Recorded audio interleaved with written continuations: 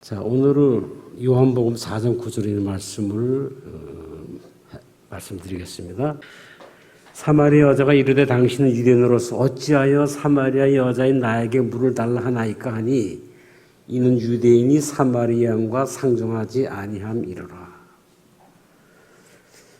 이 내용은 뭐냐면은 예수님께서 제자들하고 유대 지방을 갔다가 다시 이제 갈릴리로 넘어와야 되는데 그 사마리아 지역을 통과해야 돼요. 그래가지고 수가라는 곳을 이제 가가지고 제자들은 음식을 이제 구하러 수가라 동네로 돌아가고 예수님께서는 야곱의 우물가에서 그 사마리아 여인이 물을 깃는 걸 보고 물을 좀 달라 그랬더니 당돌하게도 그 여자가 유대인으로서 어찌하여 사마리아 여자에게 나에게 물을 달라 그러냐 이렇게 얘기하죠. 성경에는 분명히 기록이 되어 있어요. 유대인이 사마리아인과 상종하지 아니함이로라. 그 유대인 알겠는데 사마리아인 좀 기억이 다 안 들어오죠. 성경은 말이죠. 생각보다 역사학적으로 팩트입니다. 고고학적으로 다 증명되어 있고 정말 놀랍습니다. 지금으로부터 3050년 전, 대한민국은 뭐 나라도 없을 때지만 3050년 전에 모세로 인해서 출애굽해가지고 여호수아가 가나안을 정복하고 사사기를 통해가지고 사무엘 때 왔는데 그 뭐예요? 국민들이 우리도 왕을 달라고 난리쳤잖아요. 하나님이 어쩔 수 없이 이제 사울 왕을 초대 왕으로 줬습니다. 사울이 잘못해가지고 자기 자식한테 넘어가지를 못하고 다윗이 그 다음에 이제 왕이 됐죠. 다윗은 자기 아들 솔로몬에게 이제 그걸 넘겨줍니다. 솔로몬 시대에 아마 이스라엘이 가장 번창하고 영토도 많이 확장됐다고 고고학적으로 증명되어 있어요. 그러나 그만큼 나라가 번창한 결과 그 국민들은 굉장히 어려운 가운데 있었다고 그래요. 세금이 너무 심했고 어려웠다고 그래요. 그래도 성경에 잠깐 그 얘기가 나오는데 이 솔로몬이 죽었어요. 주전 931년에.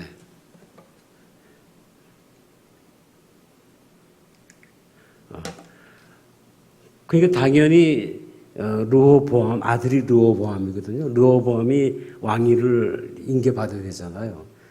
그래서 북쪽에 있던 10개 지파 대표들이 이제 르호보암을 찾아갑니다. 당신을 왕으로 인정하는데 조건이 있다. 우리 세금을 좀 감면해달라. 제가 꾸미는 얘기가 성경에 있는 얘기 한번 찾아보세요. 그대로 나와 있어요. 그러니까 르호보암이 알겠다고 나한테 사흘 3일 시간을 달라.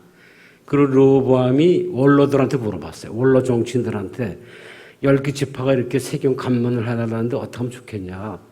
그랬더니 당연히 감면시켜줘야 된다. 그 말을 들어주라. 근데 그 다음날 르호보암이 젊은 정치인들한테 물어봤어요. 그랬더니 무슨 소리냐. 세금을 더 많이 세게 매기고 가족 채찍으로 때렸으면 이제는 쇠 채찍으로 때려야 된다. 이렇게 얘기해야 된다는 거예요. 그래서 그 셋째 날 이제 르호보암이 10개 지파가 왔잖아요. 뭐라고 그랬을 거예요. 르호보암이 뭐라고 했냐면 나는 세금을 더 높여야 되겠다. 당신들을 세가지고 때리겠다. 이렇게 얘기한 거예요. 그러니까 10개 지파는 당연히 그래? 그럼 너희들 잘 살아라. 우리는 북쪽 가서 여로보암을 모시고 북방 이스라엘을 만든 거예요. 그런데 성경 잘 보시면은 하나님이 그렇게 했다고 돼 있어요. 하나님의 뜻에 따라서. 그건 제가 다음에 말씀드리겠고. 그래서 남방에는 유다 지파만 이게 오리지널이죠. 솔로몬 유다 지파죠.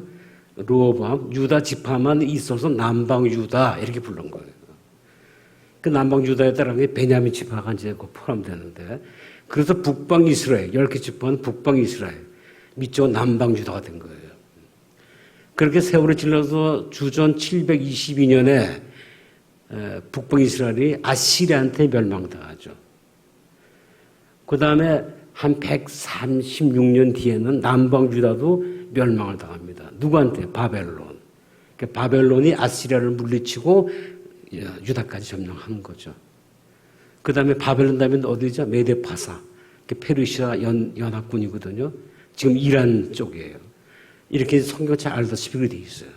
이게 문제가 뭐냐면 아시리아가 북방 이스라엘 멸망시키고 나가지고 거기 있는 이스라엘 백성들 전부 다 거기서 못 살게 하고 다른 데다가 이주시켰어요. 그리고 그 땅에는 이방인들을 거기다 살게 한 거예요. 제가 고향이 평안남도 증산면 사거리예요. 전 거기서 안 태어났어요. 누나까지 거기 태어났는데 전 서울 태생이에요. 그러고 나서 6.25 몇 년 뒤에 터졌죠. 우리 아버님 얘기가 그 살던 친척이 미국에 살다가 돈 주면 그때 달러 주면은 미국 이북 갈 수 있었대요. 가봤더니 우리 고향 사람 한 명도 없더래요. 전부 다 고향 사람들은 전부 다 이북에서 다 다른 데로 이주시키고 다른 데 사는 사람을 다 갖다 넣었더래요. 그 아시리가 그런 식으로 한 거예요. 그러니까 거기 있던 이방인들이 다 쫓아내지 못했을 거 아니에요. 유대인들하고 결혼을 한 거예요. 사마리아 지역에. 그 사마리아인이 된 거예요. 또한 고레스에 해가지고 바벨론 남방 유다가 멸망했잖아요. 근데 놀랍게도 이사야 보게 되면 150년 뒤의 얘기를 고레스가 나타나서 귀환하는 것을 예언했죠. 다니엘은 100년 전에 얘기했지만 그 약속대로 이스라엘 백성들이 귀환을 합니다. 근데 다 하질 않아요. 한 20%, 30%가 귀환하고 나머지는 그냥 거기서 살았어요. 그 귀환했던 사람 중에 유대인 중에서 사마리아 지역 사람 유대인들도 이방인들하고 결혼한 거예요. 그래가지고 유대교와 이방 종교가 혼합된 거예요. 그 사마리아인이 거기서 발생된 거예요. 유대인과 이방인. 사마리아 지역에서 지금 한 200명 남았다고 그래요. 추정하는데 200명에서 한 300명.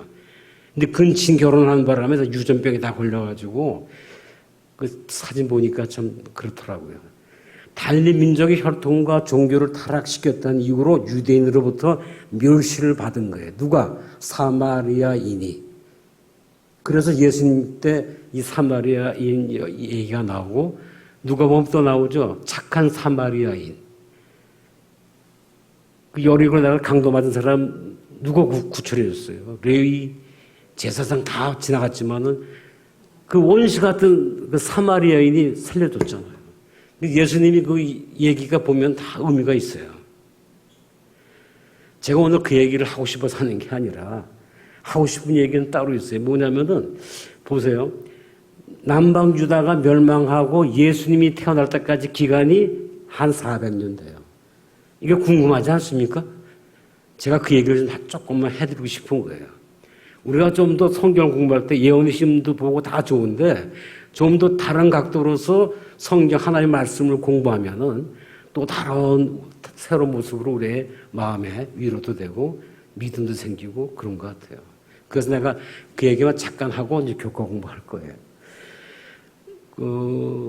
보세요. 아시리아 멸망당하고 바벨론 멸망당하고 페르시아에서 메데파사 고레스가 이제 보냈죠.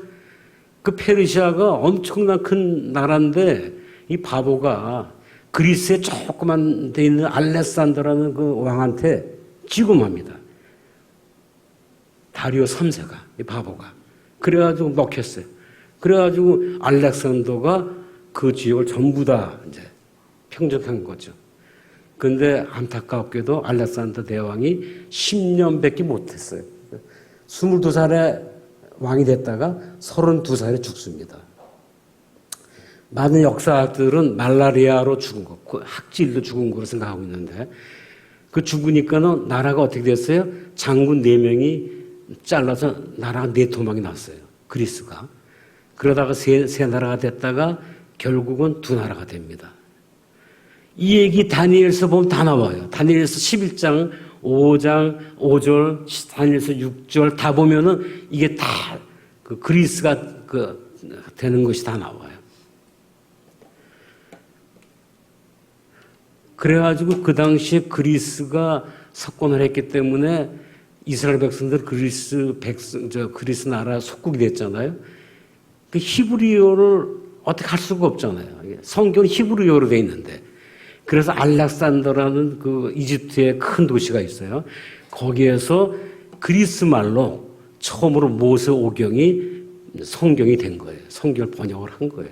그러다가 한 2, 3년 뒤에 70인역 기억나시죠? 70인역 그 사업이 또 거기서 성경이 그리스어로 완전히 구약이 번역이 된 거예요.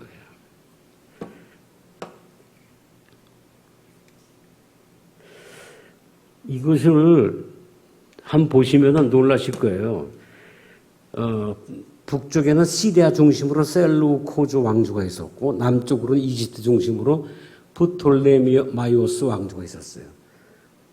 근데 이 밑에 있던 이집트에 있던 그 왕가가 세력이 세서 이스라엘을 지배했습니다. 이스라엘을 지배하니까 그때 유대교를 믿던 유대인들은 전부 다 종교 자유를 주고 안식을 지키게 하고 다 했어요. 근데 한 150년 뒤에 그 이집트 있던 왕조가 시리아에 있던 왕조들 멸망을 당합니다. 그러니까 이제 시리아 쪽에 있던 그 왕조가 이스라엘 지배하는데 그때 문제가 생겨요. 그때 탄압을 시작하는 거예요. 유대인들을 탄압을 해가지고 율법도 못 지키게 하고 안식도 못 지키게 해가지고 반란이 일어나죠.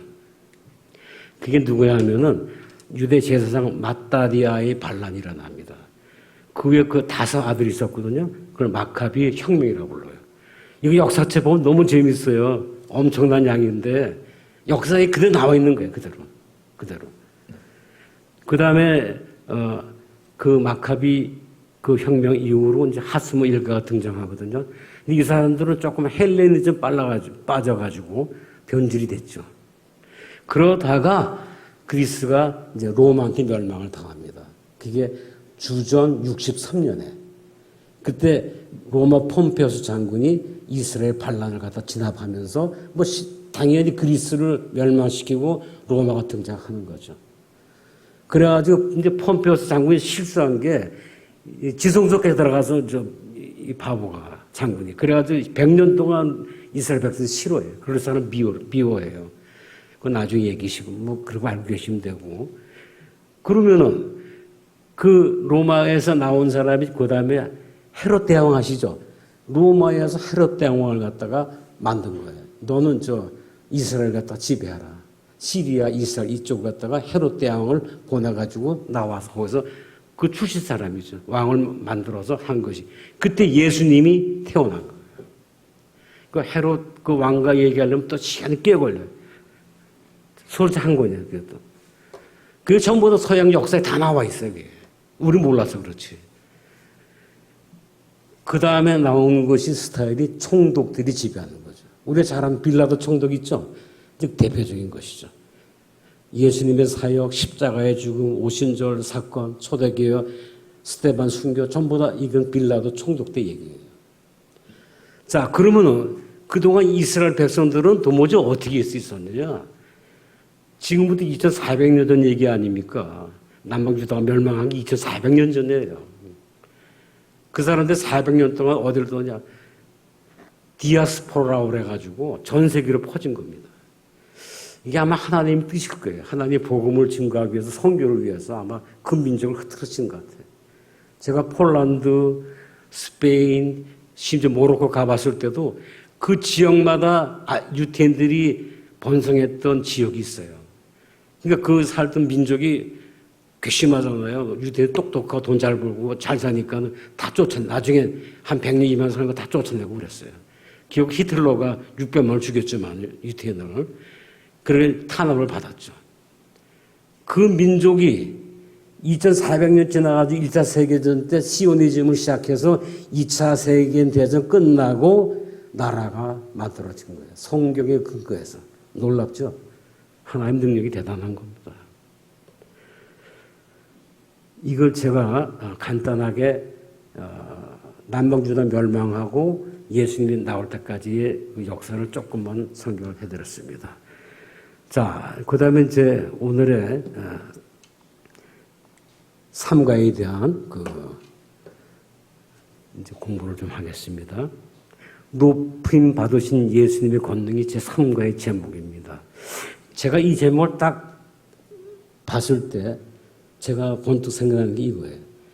12년 전인가 원주 재림기도원에서 연수를 받고 집에 오기 하루 전 금요일 밤 9시 30분경에 저녁 예배를 마치고 내려오는 재림 청년이 몰던 차에 치여 여청년이 죽었어요. 권지수라고. 기억나세요? 예. 권 목사님 따님이신데.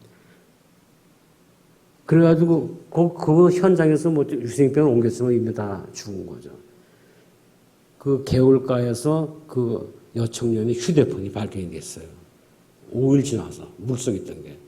그래가지고 5시간 만에 그거 갖다가 해가지고 그 휴대폰을 갖다 복원시켰거든요. 그때 바탕화면에 여기 만들어 예수만 보이더라. 바탕에. 이게 그 죽은 권지수 청년이 쓰던 휴대폰이에요. 목사님이 여기 보면은 그 원주 기도원에 대리소 위에 이렇게 예수만 보이더라 적혀 있나 봐요. 저는 안 가봐서 모르겠어요. 그 찍은 사진이 책에 나와 있어요. 제가 있는 그 책에 있는 얘기를 읽어드릴게요. 아버지 유태희 목사님께서 지선아, 내 믿음이 아빠보다 낫구나. 너무도 안타까운 죽음, 한숨과 아쉬움 속에 하늘을 바라보며 흐르는 눈물을 막을 수가 없다. 휴대폰은 생명이 끊어진 지 5일이 지났으나 살릴 수 있었는데 사랑하는 딸의 생명은 사람의 힘으로 살릴 수 없음이 안타깝기만 하다. 그 일은 생명의 근원이신 하나님이 가능하다. 하나님 아버지, 지선이가 마지막 순간까지 오직 예수님만 보기를 원했습니다. 그 소원을 이루어 주옵소서. 나는 그 소중한 휴대폰을 버리지 않고 계속 사용하기로 했다. 오 주님, 저희도 오직 예수만 보게 하옵소서. 이 책이 거기 있는 데가 저 카피해 왔습니다. 제가 이 제목을 보면서 또 분식 받은 예수님의 권능이 생각나는 것이 예수만 보이더라. 나는 그 책이 그때 우리 책 다 샀었어요. 기억 안 나실지 모르겠네요. 12년 전 얘기입니다. 오늘 제 3가는 에베소서 1장 15절로 23절에 있는 그 내용입니다. 그걸 예습을 하겠습니다. 전번 주에는 제가 에베소 1장 3절부터 14절까지 공부했었죠. 오늘은 15절부터 23절까지입니다. 에베소 교인들이 예수님에 대한 믿음과 서로에 대한 사랑으로 번성하고 있다는 소식을 디도로부터 듣고는 바울이 말이죠. 감동을 받고 기도를 합니다. 이게 12절 있는 얘기예요. 내가 기도할 때마다 여러분을 항상 기억하고 또한 여러분으로 인해서 감사하는 마음을 금할 길이 없습니다. 사도 바울의 기도를 이렇게 보게 되면은 근본적으로 기도의 근본이 하나님께서 베풀어 주신 은혜에 감사하다는 것이에요. 제가 그래서 보면서 나는 과연 기도를 어떻게 했을까? 하나님, 제가 지금 몸이 아픕니다. 빨리 회복해 주세요. 사업적으로 어렵습니다. 애들이 걱정입니다. 자식 걱정하고. 무슨 걱정 안 해? 그런 게 많잖아요. 그런데 사도 바울의 기도를 보게 되면은 제일 먼저 하나님의 은혜에 감사한다는 거예요. 어려운 상황에서도 하나님이 역사심을 바라고 우리를 변화시키는 하나님의 임재를 찬양하는 것입니다. 그래서 바울은 기도는 찬양과 감사의 문을 여는 열쇠다. 이렇게 얘기하는 거예요. 그리고 하는 말이 뭐냐면 쉬지 말고 기도하라는 것이에요. 이것은 뭐냐면 우리가 매일 무릎 꿇고 기도하라는 뜻이 아니라 나의 삶이 모든 삶을 갖다가 모든 것을 하나 앞에 내어놓고 하나님께 조언을 돌아가면서 하나님과 동행하면서 사는 것을 매일 쉬지 않고 기도하는 것이라고 얘기하는 것이죠. 자, 여기 지금 불이 들어와 있잖아요. 근데 저 메인 스위치를 끄면 불이 다 꺼집니다. 메인 스위치를 안 꺼지더라도 비브라토 변전기가 이렇게 망가지면 암흑이 됩니다. 제일 중요한 거예요. 그 변전기로부터 우리가 전기를 받아서 우리가 불이 켜지듯이 우리는 우리 믿음과 기도를 통해서 하나님과 연결이 되어야 된다는 거예요. 하나님이 연결이 되어야 된다는 거예요. 그래야 우리가 사랑을 받고 사랑을 증거할 수 있다는 것이죠.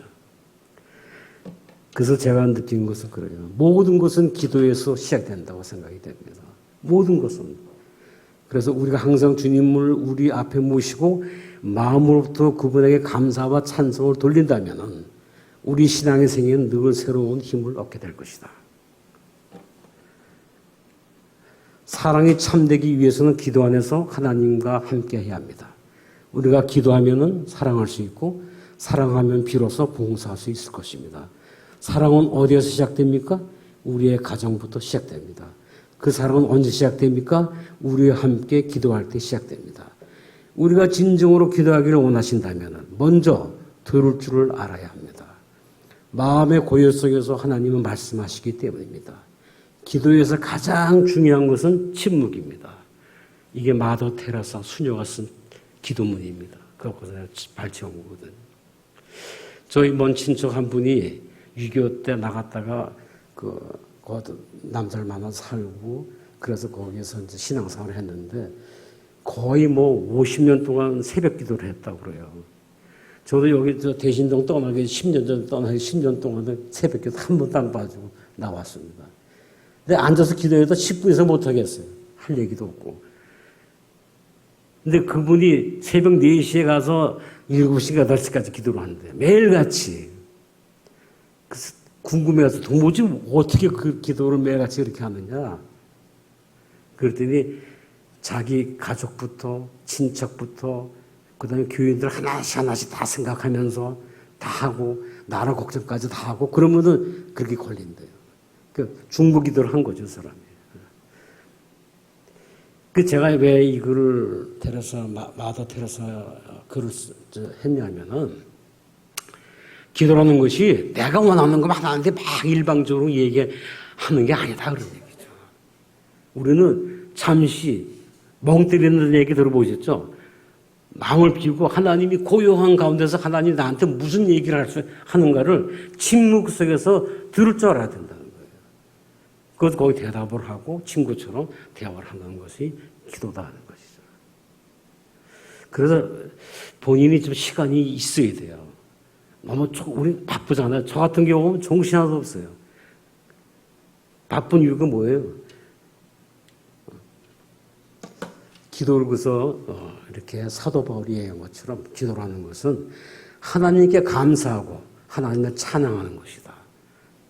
그걸 꼭 기억해 주시기 바랍니다. 그리고 기도할 때 우리가 진짜 잊어먹고 침묵해야 됩니다. 세상 음성을 들을 수 있는 하나님 음성을 들을 수 있는 그런 마음의 여유를 가지고 기도하는 게 좋겠습니다. 주님께서 우리를 위해서 첫 번째 배우듯이 창세전부터 우리를 위해서 성육신 해가지고 우리를 구원하셨죠. 그런 하나님의 위대한 사랑. 자, 그런데 그런 주님께서 십자가에 돌아가셨어요. 우리를 위해서. 그리고 3일 뒤에 부활하셨어요. 부활해서 40일 동안 생활하다가 제자를 보는 앞에서 하늘로 올라갔죠. 지금 어디 계세요? 하늘 지성소에 계시죠. 하나님도 위에 계시고 지성소에 예수님도 계시고 여기 나오잖아요. 그 다음에 누구예요? 하나님, 성령 하나님이 우리하고 교통을 하는 거예요. 그 삼위일체 하나님이 꼭 필요한 이유를 알 수가 있죠. 성령을 얘기하는 거예요. 바울은 신자들이 회심할 때 성령이 그들 삶에 오셨다고 이미 언급했지만 예수님에 대해 깊이 이해할 수 있는 영적 지혜를 얻기 위해 성령의 새로운 축복을 달라고 기도하고 있다. 그게 17절의 말씀이에요. 그 다음에 이제 기도에 대해서 얘기하고 사도 바울이 성령을 달라고, 성령 지혜를 달라고 하는 이유는 좀 더 우리가 예수님을 잘 알고 예수님 뜻이 무엇인가를 알기 위해서 이렇게 성도들을 위해서 기도했다는 거예요. 성령을 통해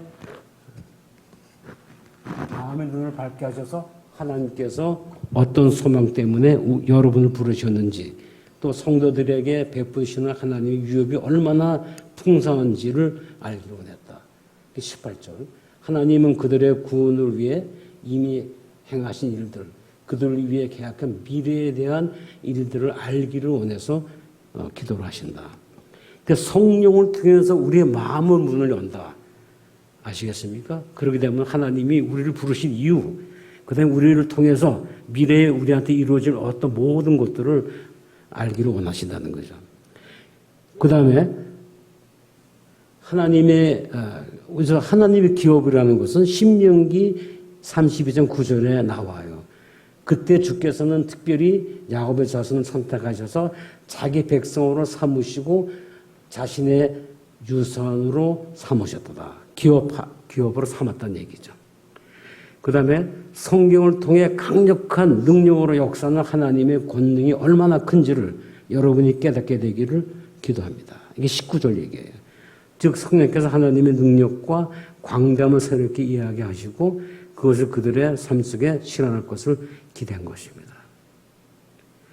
이 모든 기도에서 바울은 이 사람들이 예수의 안에서 자신에게 주어진 것을 스스로 경험하기를 강구한 것이에요. 믿음의 생활이라는 것은 누가 대신해 주는 게 아니에요. 우리 아버님은 늘 우리 어머니한테 그랬어요. 천국 가는 티켓 나 좀 구해달라고. 그거 아니에요. 믿음은 본인이 깨우쳐야 돼요. 본인이 책을 보고 본인이 묵상하고 기도하고 본인의 삶을 통해서 그것을 우리한테 얘기하는 거예요. 어떻게? 성령의 능력을 받아서 해야 된다. 그런 얘기죠. 그래서 바울은 에베소 교인들의 이해력을 개발시키고 하나님의 거룩한 말씀의 깊은 뜻을 마음에 계시해 주시는 성령께서 역사해 주시도록 에베소 교회를 위해서 기도한 것입니다. 그게 이제 17, 18, 19절 있는 말씀이에요. 집에 가셔서 한번 그 구절을 천천히 읽어보십시오. 그 다음에 이제 에베소 20장, 21, 22, 23장에서는 성령께서 교인들에게 주시기 바라는 세 번째 지혜는 하나님이 보여주시는 하나님의 능력이라는 거죠. 하나님의 크신 능력으로 보여주는 게 지금 뭐냐? 첫째가 그리스도를 죽은 사람 가운데서 살리셨고 주님을 부활시킨 것이다. 이거죠. 그렇죠? 부활이 없으면 우리 믿음은 아무 소용이 없잖아요. 그러니까 예수님의 부활은 기독교 신앙의 핵심이에요. 근데 우리는 재림의 그날에 영생의 소망으로 부활할 것을 고대하고 있잖아요. 예, 주님이 부활한 것처럼 우리도 주님같이 부활할 수 있다는 것이죠. 우리는 성령의 임재한 복음의 축복을 바라며 하나님을 바라볼 수 있다는 것이죠. 어떻게? 주님께서 부활하셨기 때문에. 누구에 의해서? 하나님의 권능으로. 그래서 그 죄에 대해서 이긴 거 아니에요? 만약 하나님이 십자가에 돌아가시고 못 살아났으면 맞짱 꽝이죠. 죽음을 이기지 못한 거죠. 죽음을 이겼기 때문에 부활하신 거죠. 두 번째, 우주의 보좌에 오르신 것을 하늘 보좌의 오른쪽에 앉으셨다. 그래가지고 하늘로 올라가셔서 하나님의 오른쪽 보좌라는 건 항상 권력, 권세, 권능, 주권을 뜻하는 거예요. 그러니까 하나님의 오른편에 앉았다는 것은 하나님하고 동등할 정도로 권력, 권능이 있다. 그 뜻이겠죠. 그 시편 110편에 보면 이렇게 나와요. 주님께서 내주께 말씀하시기를 내가 너의 모든 원수들을 너의 발판이 되게 할 때까지 너는 여기 내 오른편에 앉아 있어라. 오른편에 앉아 있어라. 그게 바로 에베소 1장 20절에 그를 하늘에 있는 자기 보좌의 오른쪽에 앉히셨다. 이렇게 사도 바울이 기록하고 있는 것입니다. 부활하셔서 우리를 위해 중보하시는 조력자 예수님은 요셉의 새 무덤에 누워 계시지 않으십니다. 그분은 부활하셔서 하늘로 승천하셨고 거기서 우리를 위하여 중보하고 계십니다. 우리에게 우리를 사랑하셔서 우리를 위해 돌아가신 구주가 계신 것입니다. 그러므로 그분을 통하여 우리는 소망과 힘과 용기와 그리고 그분의 보좌에 그분과 함께할 자리를 가질 수 있게 된 것입니다. 그대가 그분을 부를 때 그분께서는 언제든지 그대를 도울 수 있다고 또한 줄곧 도와주실 것입니다. 교회 증언 8권에 있는 얘기입니다. 모든 능력 위에 계신 그리스도, 바울은 아버지와 함께 우주의 보좌에 앉아 높이 들리신 예수님을 찬양합니다. 바울은 아버지와의 관계 속에 그리스도 위치를 정의한 뒤 바울은 예수님과 권세들과의 관계를 정의합니다. 예수님의 아버지와 동등하신 분으로서 원수를 보다 훨씬 위에 계신다. 무슨 말인지 못 알아듣겠죠? 이 얘기를 이제 한번 좀 이해가 하실 거예요. 사도행전 19장을 한번 집에 가서 읽어보세요. 바울의 몸에 닿았던 손수건, 그 바울이 저 텐트 만든 직업에서는 앞치마를 가져다가 병자들이 갖다만 대기만 해도 병이 났어요.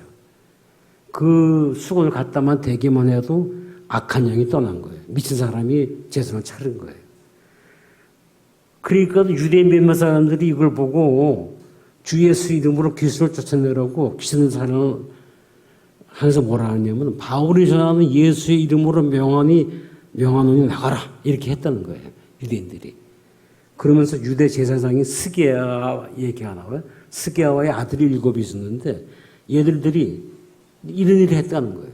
그런데 어느 날 악령이 그들에게 말했어요. 스게아와 7 아들에게 말했어요. 나는 예수도 알고 바울도 안다. 그런데 대체 너희는 누구냐? 성경이냐 말 그대로예요. 와락 덤벼 때리는 바람에 상처 입고 발가벗긴 채 주라를 쳤다. 이렇게 돼 있어요. 말하자면은 지금부터 2000년 전에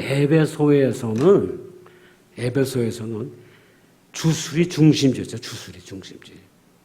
헬레니즘 세계 전역에서 주술 행위의 가장 중요한 특성은 사실상 삶의 모든 측면에 영향력을 행사하는 영의 세계를 인식하는 것이었어요. 그러니까는 사도 바울이 그 손수건 앞치마만 갖다 둬도 미친 사람이 낫고 악한 영이 떠나니까 얼마나 사람 놀랐을 거예요. 얼마나 믿음이 갔을 거예요. 그렇죠? 신과 권능들의 이름으로 주문으로 부르는 것에 대한 관심이 에베소 종교사회의 특징이었다는 것이죠. 그래서 사도 바울이 권세 얘기를 지금 하고 있는 거예요. 그래서 에베소에서 얘기하는 거예요. 바울은 그리스도와 권세들 사이의 관계를 분명하게 구분한다. 존귀하신 예수님은 모든 통치와 권세와 능력과 주권보다 뛰어나시다. 라고 한 이유가 여기 있다는 얘기죠. 주술이 판치던 그 에베소에 잘 이해시키기 위해서 예수님을 권세의 최고 위다라는 걸 보여주는 것이에요. 그의 청중들이 예수님의 주권 외에는 다른 어떤 권세도 없다는 것을 확실히 이해하도록 바울은 신들의 이름을 주문으로 부르는 관행에 대한 암시를 덧붙인다. 즉 예수님을 권세들과 비교한 것은 그분이 비교할 수 없이 높으신 분이시며 그는 이 세상을 넘어 다가올 세상까지 다시는 주님임을 증거하기 위해서 이런 권세의 얘기를 하고 있는 거예요. 그럼 좀 이해가 되시죠? 마지막 절은 따라서 교회는 그리스도의 몸이요 모든 방식으로 모든 것을 넘치도록 채우시는 그리스도의 온전함이라고 되어 있습니다. 하나님의 권능이 교회를 위해 역사합니다. 또한 하나님은 죄송합니다.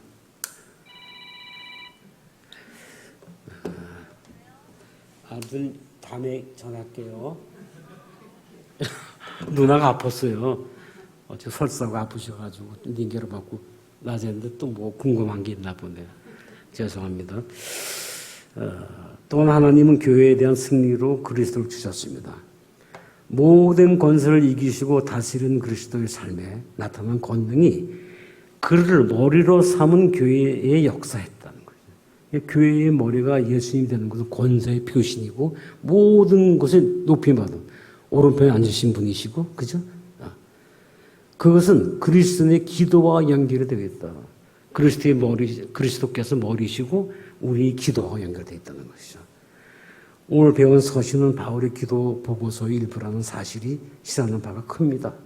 바울은 하나님께서 자신의 기도에 응답하실 것을 믿고 그는 그리스도 안에서 드러난 하나님의 능력을 찬양하고 그 능력의 신자들의 삶에 적극적으로 역사하기를 강구했습니다.